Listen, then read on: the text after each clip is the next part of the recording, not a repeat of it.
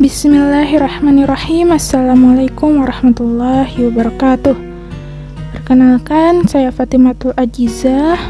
Saya akan menjelaskan tentang dasar-dasar Islam, tahapan-tahapan dalam pelajari Islam sebagai sistem yang sesuai dengan fitrah dan akal manusia.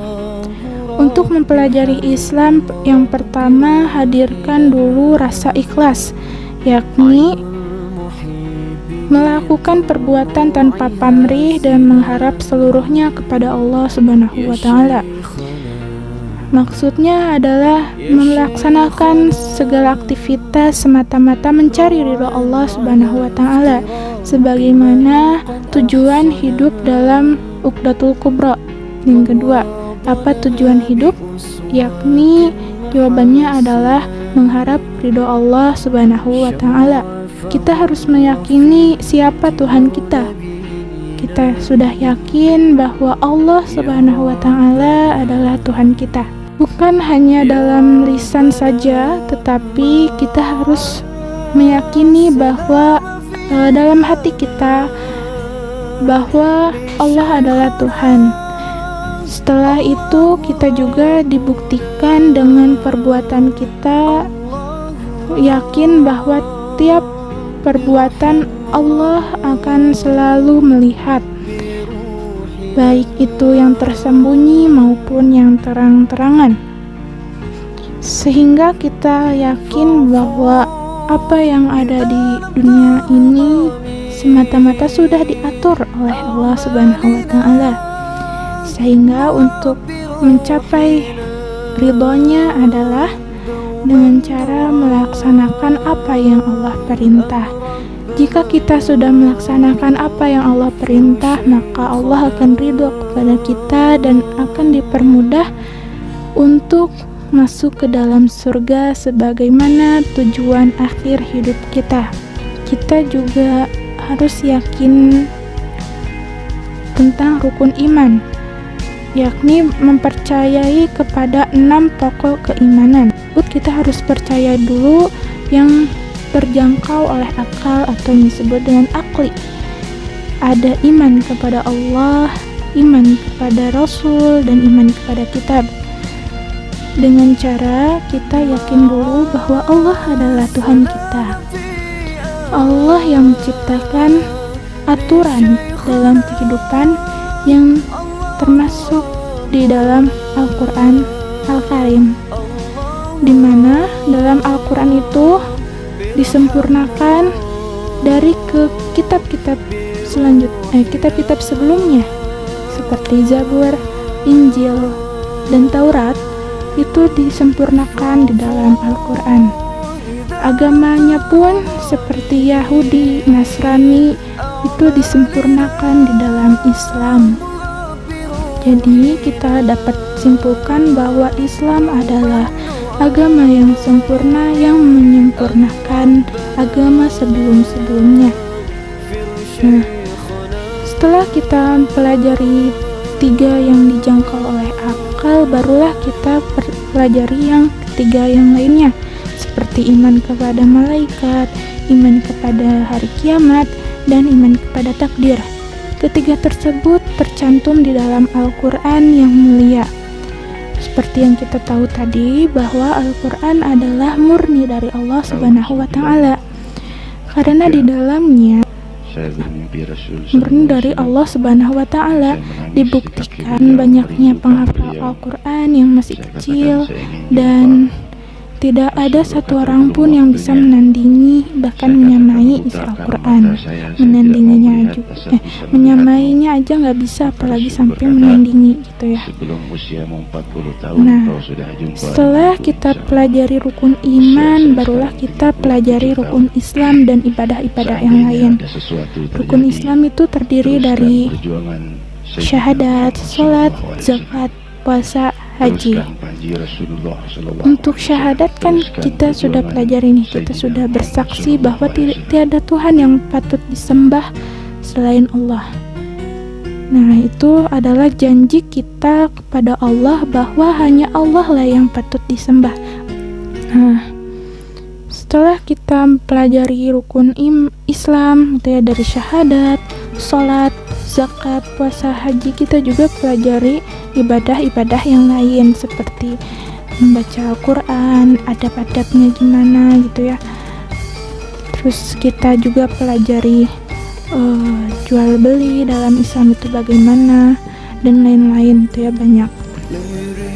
Nah, sehingga dalam ibadah-ibadah yang kita lakukan itu semata-mata untuk mencari ridho Allah Subhanahu wa Ta'ala. Namun kita juga harus mempelajari gitu ya, mempelajari sistem-sistem dalam Islam, aturan-aturan dalam Islam itu seperti apa gitu. Jangan sampai kita salah, misalnya kita ingin mengharap ridho Allah gitu ya, tapi tanpa aturan. Jadi sholatnya yang harusnya 5 waktu jadi 10 waktu misalnya, yang harusnya subuh itu 2 rakaat karena ingin mendapatkan ridho Allah jadi 12 rakaat misalnya gitu. Kan itu sangat berlebihan dan bertentangan dengan ajaran Islam. Pak, setelah kita pelajari tadi ya 3 pertanyaan besar, terus kita juga harus mempelajari rukun iman, rukun Islam, kita juga harus mempelajari sistem atau aturan dalam Islam. Nah, sebelum pelajari aturan dalam Islam itu seperti apa saja, kita harus mempelajari dulu 3 ideologi atau sistem di dunia. Ada apa saja? Ada 3, yakni kapitalisme, komunisme, dan Islam. Apa perbedaannya? Nah, perbedaannya kalau kapitalisme itu masyarakat dalam ilmu sosiologi itu adalah kumpulan individu-individu di sebuah kelompok gitu. Nah, ini adalah salah satu ajaran kapitalisme. Mau itu kaya, miskin, mau itu ya jabatannya tinggi atau rendah gitu ya, yang penting ada di dalam sebuah kelompok, yaitu namanya masyarakat gitu. Kalau komunisme atau sosialisme gitu ya, itu memandang bahwa masyarakat itu harus mengikuti apa yang diperintahkan oleh pemerintah gitu. Kalau kata pemerintah A, berarti masyarakat harus melaksanakan A, kalau B ya B gitu ya. Sedangkan kalau dalam Islam itu sebagai seperti tubuh. Jadi kalau ada salah satu yang sakit, ya semuanya ikut merasakan gitu. Misalnya kita sakit gigi gitu ya, terus kepala ikutan pusing gitu kan, kepala ikutan pusing, terus badan lemas gitu ya. Nah, itu gambaran Islam. Jadi kalau ada umat Islam yang tersakiti, walaupun itu beda negara, tapi satu akidah, itu termasuk bagian dari masyarakat Islam. Nah, kalau untuk mengatur masyarakatnya, kapitalisme itu menuntut kebebasan dan mengutamakan materi dan manfaat gitu.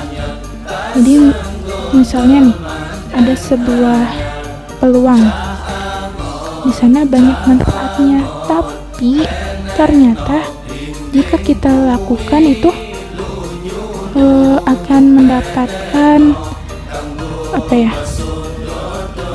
kerugian gitu ya pada masyarakat. Nah, tetapi karena manfaatnya yang besar bagi para penguasa gitu ya, tanpa melihat rakyatnya bagaimana, ya itu lakuin gitu menurut kapitalisme. Tapi kalau komunisme itu lebih mengutamakan materi gitu, uang. Nah, uang, jabatan, pokoknya hal-hal dunia lah gitu, yang penting duitnya banyak lah gitu ya. Nah, itu komunisme, ajaran komunisme. Sedangkan Islam itu memandang halal dan haram gitu, dan lebih mengutamakan gitu kepentingan masyarakat, kesejahteraan masyarakat, keselamatan masyarakat gitu. Tuh, manusia yang bikin hukum, manusia juga yang menjalani gitu kan. Jadi di situ udah jelas tidak sesuai dengan akal dan fitrah manusia gitu. Karena manusia itu fitrahnya lemah dan terbatas. Selanjutnya ada latihan di sini. Latihannya dikerjakan di kertas HVS atau di buku tulis juga boleh, dan dikumpulkan. Sekian dari saya. Wassalamualaikum warahmatullahi wabarakatuh.